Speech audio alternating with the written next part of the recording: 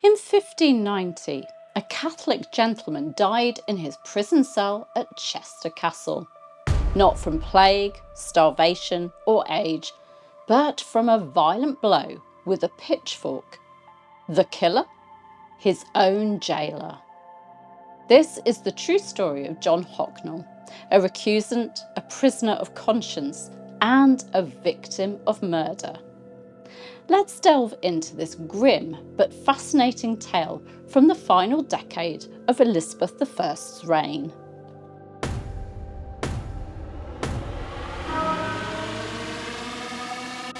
Hi, I'm author and historian Claire Ridgway, and today we're exploring a shocking case of Tudor true crime.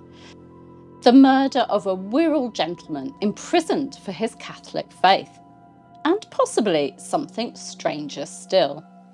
Please remember to like and subscribe if you love tales from Tudor history. The protagonist of today's true crime story, John Hocknell, sometimes recorded as Hawknnull, was part of the gentry in Prenton on the Wirral Peninsula in Cheshire. He was the eldest son and heir of William Hocknell of Prenton and Margaret Hurlston, and like many landowners of his class, his family connections were extensive. He married his cousin Margaret Hocknell, and together they had 6 children. But John's life took a very dark turn in the 1570s and 1580s, when his faith and refusal to conform to the Elizabethan religious settlement marked him out as a target. To understand Hocknell's fate, we need to talk about recusancy. After the English Reformation, Elizabeth I's 1559 Act of Uniformity required all subjects to attend Church of England services. Those who refused were called recusants, from the Latin recusare, meaning to refuse. Most recusants were Catholics who remained loyal to the Pope and the Catholic Mass. At first, recusants were fined, but over time, especially after events like the Northern Rebellion and the arrival of Jesuit missionaries and the Pope excommunicating Elizabeth I, penalties became more severe. Fines, imprisonment, land seizure, and even execution in extreme cases. And Cheshire? It had a real recusancy problem, at least from the authorities' point of view. The county's Catholic networks were strong, especially among the gentry. The Wirral in particular had multiple families, including the Hocknells, who resisted conforming to the state religion. Hocknell's troubles began as early as 1577, when he was listed as a recusant worth £10 a year in land. By 1581, he was fined and imprisoned by the High Commission for failing to appear on an unstated charge. And it spiralled from there. At the October quarter sessions that same year, he was indicted again and fined £120, a huge amount, and returned to Chester Castle. Then, in early 1582, the Privy Council ordered that he and another recusant, William Hough, be formally indicted as obstinately disobedient. He was transferred around multiple prisons, the New Fleet in Salford, then the Fleet in London. By 1585, he claimed he'd been in 7 prisons in 5 years. He was freed on recognizance, but couldn't afford the fines. At one point, he owed over £600, a crushing debt. He tried to show goodwill, offering a horse, a man, and even his own personal service, meaning he was willing to serve in the military himself if needed. This was a common way of contributing to a royal levy in times of war or crisis. But even that wasn't enough to save him. He remained under pressure and nothing seemed to keep him out of jail for long. And then came something even stranger. By the September Assizes of 1589, Hocknell was back in Chester Castle. This time not just for recusancy, but for spreading false prophecies. According to contemporary accounts, he'd read a prophecy that referred cryptically to the letter G.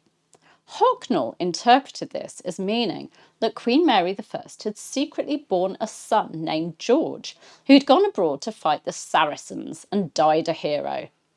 The authorities, unsurprisingly, weren't impressed. He was sentenced to 1 year's imprisonment for stirring up seditious talk. Dangerous stuff in the age of Elizabeth I, especially in a region already wary of Catholic plots. But Hocknell wasn't the only one imprisoned at Chester Castle for his beliefs. In the 1580s, the castle held a small cohort of long-term recusant prisoners, men who refused to conform to the Church of England and paid dearly for it. These included William Hoff, John Tunstall, George Brooke and Edward Holland, all of whom faced repeated indictments, fines and years of confinement for their Catholic convictions. Hocknell and Hoff were even indicted together as obstinately disobedient recusants. Many of these men had strong local ties, and their continued resistance made them a thorn in the side of the authorities. Yet, while others languished or died quietly behind bars, Hocknell's story ended very differently. In April 1590, just a few months before his scheduled release, Hocknell was dead. He died on St. George's Day, the 23rd of April, after receiving a fatal injury inflicted not by another inmate, not in a riot or escape attempt, but at the hands of his gaoler, a man named John Taylor, the underkeeper at Chester Castle. The fatal weapon? A pitchfork. Taylor was brought to trial at the April Assizes and found guilty of murder. He was hanged. Hocknell was buried on the 26th of April 1590 at Holy Cross Church in Woodchurch, near his family's estate.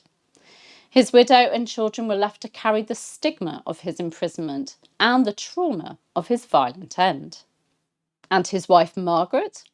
Well, she was just as devout and just as determined.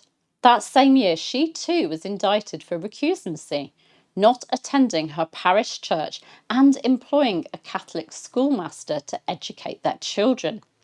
Then in 1592, she found herself in trouble again. Her second marriage was investigated because it was believed a seminary priest had conducted the ceremony. She was fined £240.